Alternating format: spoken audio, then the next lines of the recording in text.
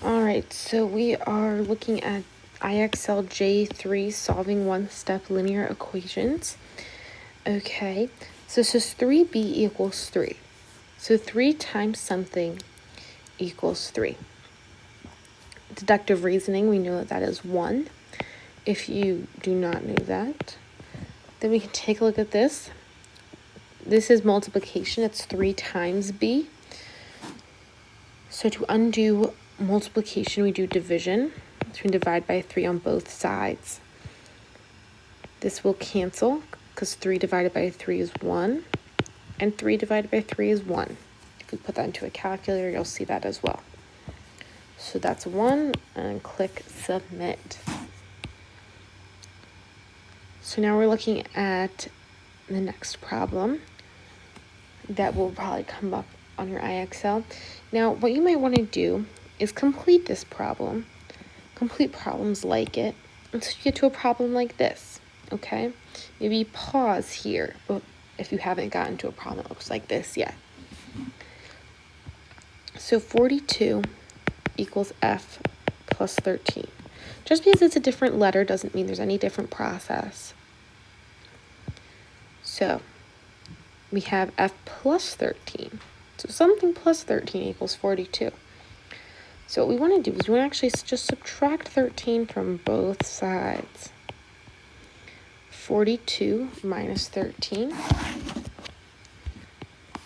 So we got 12. 12 minus 3 is 9. 3 minus 1 is 2, so 29 equals f, because this will end up being 0.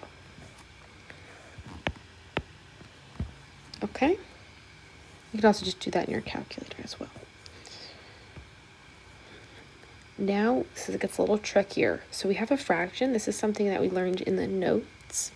So please refer back to the notes video if you need a little bit more of a refresher, because this one's going to have a negative symbol, so it's going to be a little more complicated. We have s divided by negative 17 equals 15.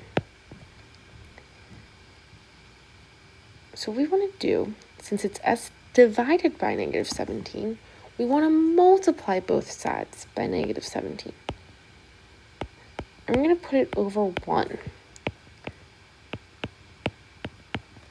Now, negative 17 over 1 is the same as negative 17. They're equivalent.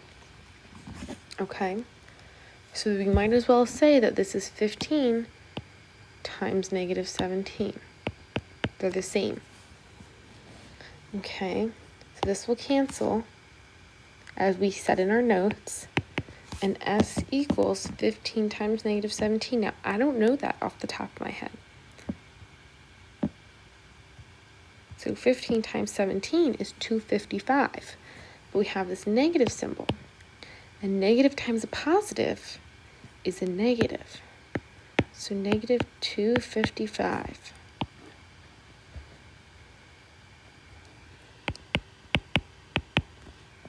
All right, let's take a look at the next one.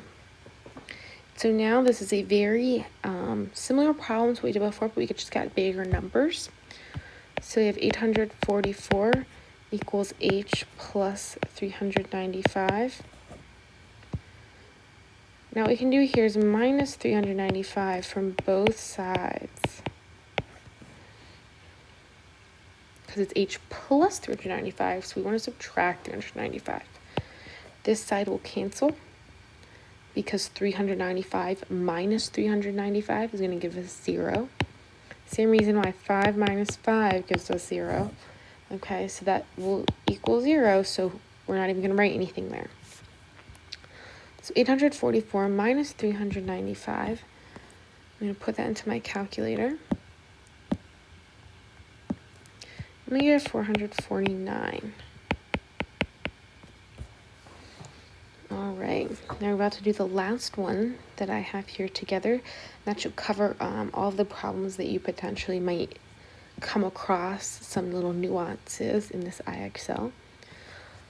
So here we have another tricky negative symbol. So we have w minus 678 equals negative 102. So let's focus on the left side of the equal sign. Let's focus over here. So W minus 678.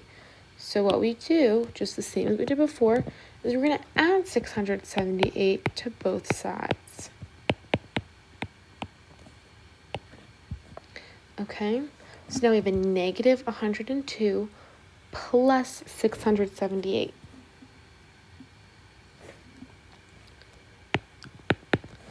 So a smaller negative number plus a bigger positive number is going to give us a positive. We can put this into our calculator if you know how to use your negative symbols correctly. So if I were you right now, I would get on my calculator and I would practice putting this in with me and see if you can use your negative symbols correctly on your calculator.